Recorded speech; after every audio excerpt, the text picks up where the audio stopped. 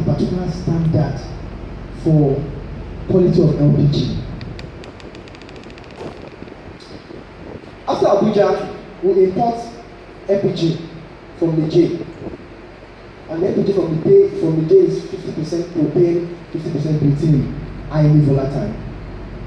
Down south, Lagos, south, we do more of butane because we buy butane as imports. But our refineries, when they give you product, charge a lot of radicals inside. We call them red materials. So I was telling the guy, I said, what if by mistake the product from the gate gets into this plant? What happens? The line will blow up. Then you will have another incident. And you have some other fatalities. Equipment is very, very key. Materials, substance, articles, and even waste is key. Waste is key. Some years ago, Lagos started making money from waste. And people thought the government was being harsh. But then, they're just trying to save our house. But unfortunately, till now, as we speak, the program for e-waste is still being developed after almost 18 years of Loma starting. And we have a lot of e-waste every day. And we are exposed. Environment, space, the lighting, the temperature. At some point, we have to take a decision. You say, if the fans here will not work for us, let's open the door and enjoy fresh air. Why lock ourselves up? The space, the environment is very, very key for safe system of work to actually be operational. And making progress. Let's look at the barriers. What are the barriers to good standard?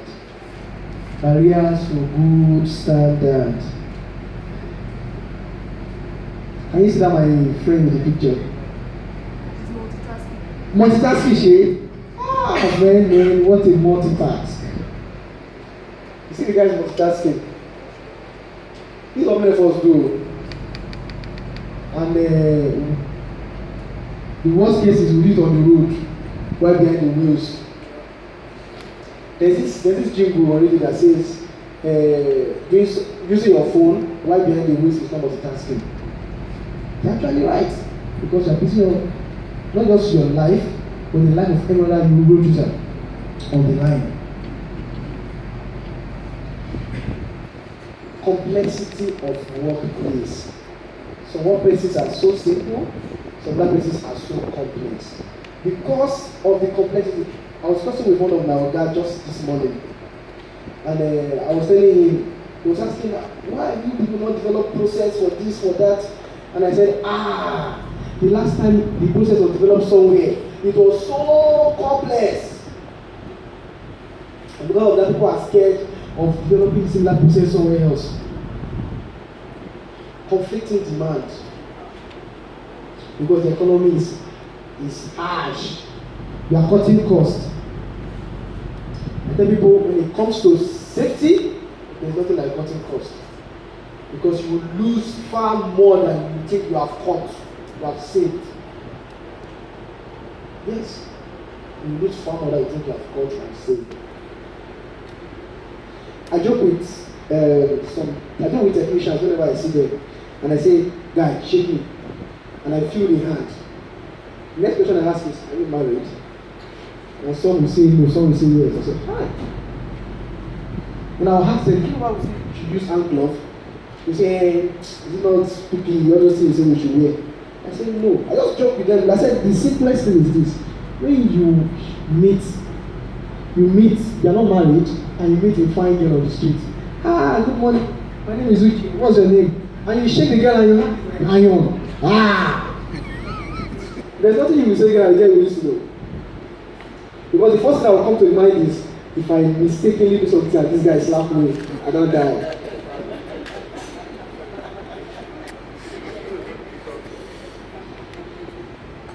So, looking at competing demand, you want to do your work sharp sharp. I've never seen head of operation and head of safety as best friends. Unless the guy is compromising. They cannot be best friends. Because the guy has timeline. I have promised management I will deliver this in 2 weeks. And the guy is saying, I'm sorry, I cannot issue you permits because you've not done X, Y, Z. So this company I worked, and the player manager was like, Michael, I've just lost 15 million. I've just lost 15 million. I said, I'm sorry. I was like, how did you lose 15 million? Hey, the permit did not give us. Hey, but we would have lost more if I give you the permit. Because we would have lost opportunity of even future jobs. So we just 15 million you are crying for. You will lose more if I give you the permit. So, competing demand, time scales, standards, I want to do X, Y, Z. This is I guess something about understanding economics now. Not only economics does not cut corner. Yes, we discuss business, have you? Want to do business. But if you can't pay for the quality, then leave it. If you can't pay for the quality, leave it. There's no point spending money and getting something that will not work for you. So if the standard is wrong, then you have an issue. So people will say you don't want to. Some companies say we don't do China, we do India, we do Turkey, we do Italy. You understand? But you forget that people that produce this in those places too, they are our brothers and sisters and they listen to us. But the point is this. These are barriers to safety. Behavioral issues. I said this in the training and somebody almost chopped off my head. I was talking about culture. I said in some culture, it is wrong, it is a sin. It is a sin for you to walk safely. It's a sin. Like, you just must not corner. And I made reference to a particular tribe in that presentation. I won't make that mistake again. Ignorance of standards, enforcement agencies. Sorry, before I talk about enforcement agencies, do you have any regulatory body here? Sorry, anything here for me, it's not me that say it. But I will say that, okay, don't view my face now. But I must say that, we need to do more on enforcement in Nigeria. Like, seriously. We have these things as laws. I was engaging, I won't mention the agency now because of this man. I was engaging some regulators and the government. He said we are short staffed. I said, how will we be short staffed when we have so many graduates waiting to work? And they're like, we are short staffed. That's the excuse all of them give you. I'm the only one in this department. And we are just two. And yet, things are happening. Okay, let me not talk about it here. The next time I'll talk about it. I want to give you a report. I worked with the chief manager of Nestle some years ago. And we did something on, it was something on the cost-benefit analysis of Nestle's investment in safety. So, the next slide, I will talk about it. So, also part of confusing, what we talk about cost barrier, I'll talk about this. Yes. Opportunity cost. We tried to calculate how much the company will lose if there is an accident and the person, and let's say there is an accident that requires the plant to be shut down. And in just 1 week, that the plant is shut down, the figure we got was close to R1 billion in just 1 week. of the plant shutting down. And there are several other plants that we even lose more, especially processed plants, where you have to keep engines running 24/7. You have to keep the furnace running 24/7. You understand? Especially chemicals and petrochemicals. Otherwise, the old thing, the whole line, you have to be replaced. So, if you look at these, you agree with me that no amount spent on making things work is actually too much. Look at the iceberg. We always use this to illustrate HSC cost. Because what you see on the surface is not actually what it is. I don't know, do you have any HR experts here? No. I wanted to ask somebody to give us what it takes, what it costs to recruit one good hand. A lot of effort, a lot of money, and yet you have one, you are not ensuring the person is safe and is there for you to work for you. What it simply tells me is you have so much money in your account and you want to waste. You have insurance cost, fire, injury and disability. There are lots of this in transit. Just recently, there was a review to the insurance system in Nigeria, and the company that does insurance for us was telling us that very soon the premium will be paying on insurance will be times 3, because they just realized that the premium is not enough. And we're like, wow, that's a good one. But the question is this.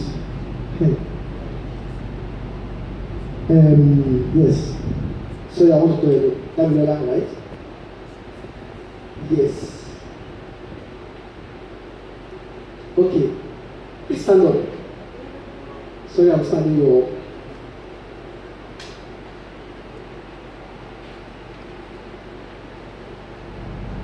Look at this wonderful woman. Say for instance, a company pays 20 million as insurance as premium for her, for company insurance. Can 20 million replace this woman? No. Any answer? No. Not at all. She has friends, she has parents, siblings, maybe kids, a family, and you pay 20 million. How will they share the money?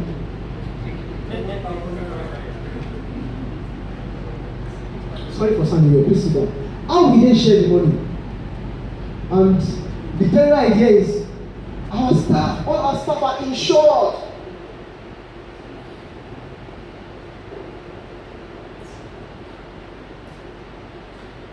Uninsured cost is that emotional part of the loss. That emotional part of the loss. You have a wife, you sleep and wake up on the same bed every day, and all of a sudden she went to work, or he's gone to work and never returns. And they tell you, we are sorry, take 20 million. As in, I don't understand. And the children will keep asking you, where is our daddy? Where is our daddy? And you keep telling lies. Daddy has traveled, is coming. And these days that there is very cold weather in Lagos.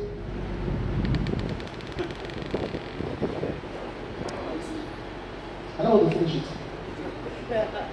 So, uninsured costs, sick pay, overtime, loss of corporate image, regulatory sanctions. I met somebody. He's a consultant, he's an environmental consultant. And when I met him, very wonderful young man. He was driving I met him 2 years ago. He was driving a 2015 RAV4. And I'm like, which one did this man do to buy this money? Then I went to investigate. Then I was told that one of his clients got sanctioned by the state government. And the client was supposed to pay a fine of, is it 250 million naira? But he was able to help them adjust, and they just paid, was it 10 million to the government, and the government told them to go ahead with the work. And to appreciate him, they bought him that car. And I was like, wow. You know, that fine alone can run the company down. Regulatory sanctions and the loss of corporate image. Some of us don't understand what image means. I was discussing with an accountant. Sorry, I discussed a lot with an accountant, and he was telling me that because we were trying to value the property, and he was telling me, this is $25,000. This is this. And I'm like, no, now it's not as much as that. And it was like there is an hidden cost in that thing. The image, the brand. And I was like, oh, are you serious? Loss of corporate image. Imagine putting for a job, and at the final stage, you have passed, you skate through everything. And at the final stage, they said, wait a minute. Was it not your company that lost 5 staff last time to an accident? And you are speechless. That time you now become a stammerer. Actually, no, what happened was, no, you won't understand. I mean, and you lose the job because of just one accident. And sometimes it's not just because of one accident. It may not be your fault as an organization. It may not be your fault as the safety person. The person might have been trained, but you have talked and refused to change. Don't be tired. Use another approach. Person is difficult, talk, person is difficult, do mail, document, do everything. Let it be on record. And actually, you've done that. Because working safely has no substitute.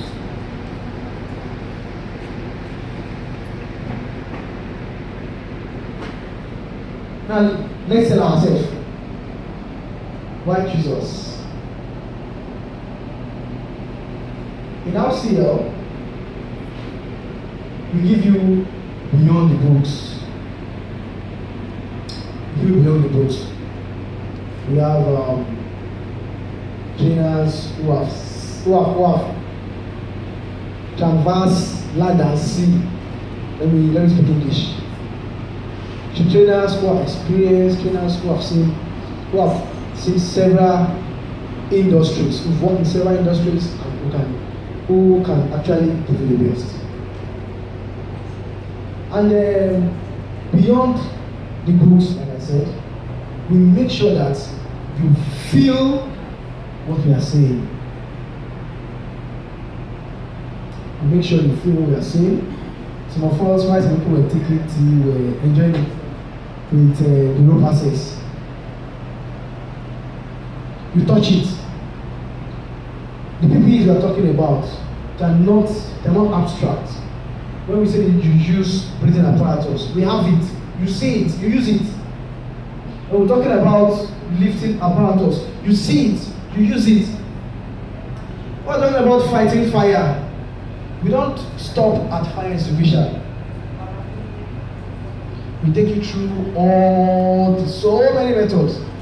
And I remember whenever I go through fire safety with people, I always tell them, I'm not in the habit of telling you use this particular fire extinguisher for this.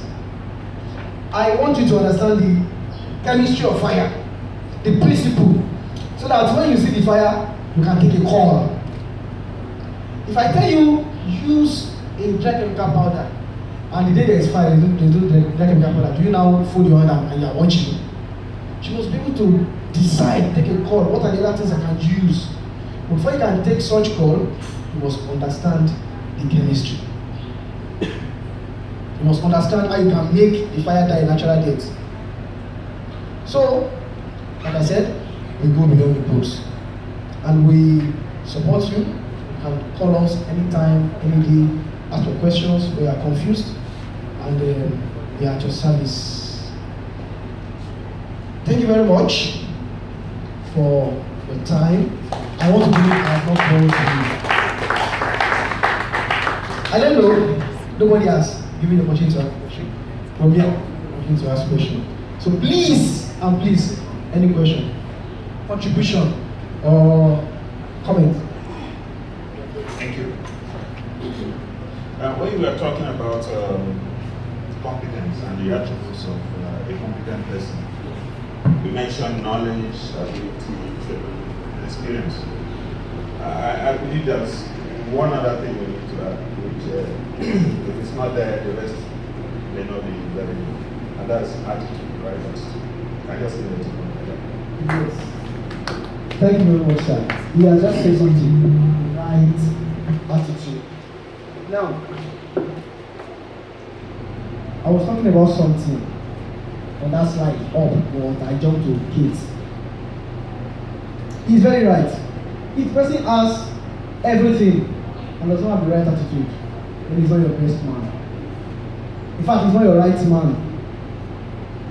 I was working with a vendor and he almost lost his contract because his supervisor had a wrong attitude to safety. The guy is very good, very sound, very sharp. I just told him, if you cannot get this guy to work safely, that's sorry, your guy, you will lose his contract. The guy lost his job. It's not my doing, it's not my joy, but then I couldn't afford to record an incident on that site. So attitude is very key. And that's why I was saying something about culture, but I stopped. Because I don't want somebody to block me on my way out. The place is very far. I don't want somebody to block me on my way out. So attitude is key. Culture, very key. Please, another question. Comment, contribution. Yes, sir.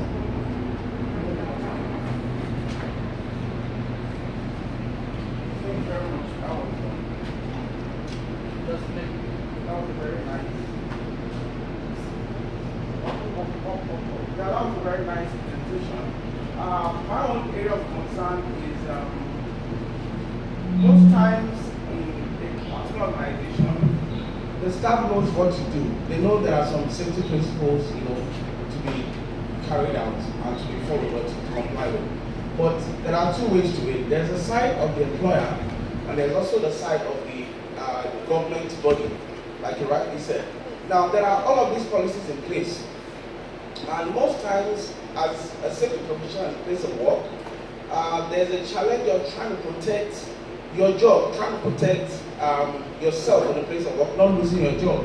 Now, you know some things are not right, you write reports to the organization, to the employer, and the employer says, I want my job done, just like you said, they have timelines, especially in operations. And before you know it, a query is written about the safety manager in the company, and your job is at stake. Now, how can we have a forum where safety practitioners, safety professionals are protected carrying out their job? I'm going to look into that. Now, secondly, like you said, we have all these policies, and we have all the agencies. We find the last explosion we had at Otedola, you'll be surprised to know that most of these FRC and NIMASA, all these agencies, have laid down policies and rules to guide against most of these things. But how many of them are enforced? How many of them are looked into? How can we encourage the government to actually enforce these things? So now you find the safety professional in the middle of two elephants, so to say. Now, is there a forum where the safety professional is protected, carrying out his job as a culture now? Thank you. Yes and no. Yes, because just about 2 years ago, the bill was passed at the National Assembly on occupational safety and health. No, because I'm sorry, if you lose your job, you're back to the streets. But then, there's a way to it. There's a way to it. When you talk and talk and talk, and the organizations seem not to be responding. Document it. Move from talking to documenting. You understand? Let me tell you my experience. There was a job, there was a confined space work that was to be done, and I was not comfortable with the access to the manhole. Manhole was up. I was not comfortable with the access. When I said I won't sign the permit to work, and everyone was like, Michael, if you don't sign this work, I will know you're stubborn, I will know you're this, I will know that. I just took my feet like this. After everything, I guess himself sat down and thought over it. Because this same MD that told me that Michael is if you have a fatality on this site, I will take the next bus to Benin, and from Benin I will fly to London. I won't fly to Nigeria because they will know me. So, what I just did was it's simple. Give him a mail, sir, kindly approve that we should do this one in spite of XYZ. The guy sent me WhatsApp message later. Michael, I understand what you are saying. Everybody know we have to. It was not toasting me. So if you talk, you're not listening, document it. It goes on record that you have said your bit. You understand?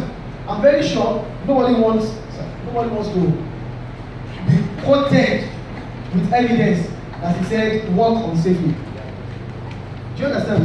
When you talk, they are not responding, document it. Simple. Good afternoon. Thank you for your presentation. I want to add to my brother's statement. I've come to understand within my years of practice is that every employer is a businessman that wants to make money. And in my few years of practice as well, I've also come to understand that as safety professionals, we only talk about safety, we neglect the financial aspect of it.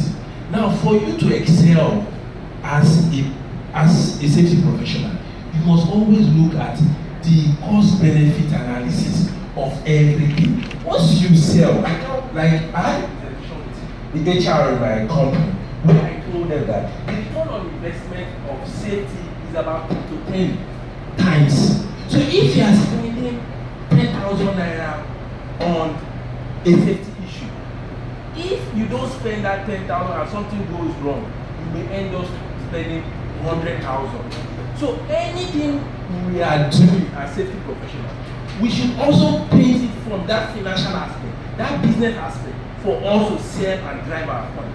If you tell them, if you don't do this, the regulators will come after you. We are already in a system that understands that we can bribe a regulator. So, and if you look at some of our laws are not even revised. You find out that if you violate a particular law, probably you pay $1 million as a fine. And the person knows that if he pays that 1 million, if he violates it, he can make 10 million naira. You want to violate on purpose in order to make that 10 million. But if you bring it from the business aspect, it's not only violating. You are doing business with others. It will cost you a reputation. In reputation, how they figure to it? If it has to affect like how they figure to it, by the time you add figures to it, the person will now say, wow.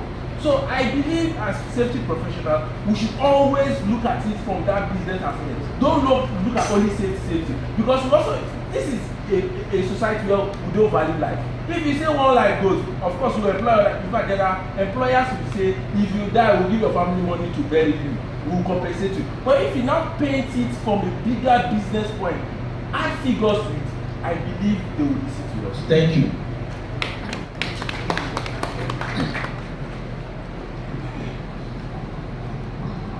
Well, Mike, I appreciate what you said, Andrea. You see, when you come to the issue of safety in organizations, it's not a one-man show. I want you to agree with that. And I love the angle where you approach it from a cost-benefit analysis for everything we do, and let management see that these things are also equally important. But I've come to understand recently with the latest development in the ISO in the world. Now we've put a lot of this stuff on top management. Now, you agree with me that from henceforth, most of those responsibilities lies on top management. whatever ISO you want to call it, whether it's quality management system, whether it's environmental management system, whether it's occupational health and safety, whether it's been tickets and other management system, you will feel that because we know that management frowns at those things. They're looking at cost, oh, let's reduce cost. Cost at what? We had a lady give us a position this morning. He said, when we weigh the overall cost, maybe he didn't have time to explain the iceberg. What you need to do on that outweighs what is on top. What we all see up there is something, and that's what men look at. They don't look at the other part. And we also say the people, we must put our feet on ground. If you need to lose your job, I will say lose it. I've done that several. If I need to lose my job, for my tell there's a case at court now. You're still dealing with it. When one Chinese company started to lose their name, and then they wanted someone to compromise some car, my cousin, and then he refused. And what happened? And those guys came, they went ahead, and then they prosecuted the company and they paid some 2 million. And then they turned to him and said he didn't play ball with them. He was on the side of regulators. It's a court case. They sacked him, first of all. It's in court. And the guy stood his ground. Now, the compensation they are going to give him outweighs what they should have done in the first place. And that's why I come to tell what you said. We need a body to protect safety professionals. Until we get to that point, the top management or the safety manager or whoever they are will also want to ride on us. We must learn to put our feet on the ground, even if you need to lose your job. Lose it honorably than trying to compromise, and then at the end of the day, you are found wanting at the end of the day. All right? Hello. I would like to have a rider here because a lot of us have made our contributions on how to make safety practice very successful and properly promoted in the workplace. But just one additional point I would like to make is who is the safety officer? Who is he? What is his personality? Personality, I mean, is not, it mustn't be a Babamutu. You know what I mean by Babamutu? What is his attitude to his co-workers? Is he a networker? Is he a person that is very interactive? Is he a communicator? If he's one that can convince people through communications, then he will pull management supervisors to his side. If he has the right attitude, he will be likable. And anything he says to the management will be accepted. If it's not going to be accepted, there will be a forum or a discussion. How can we go further? Because he's been able to put labor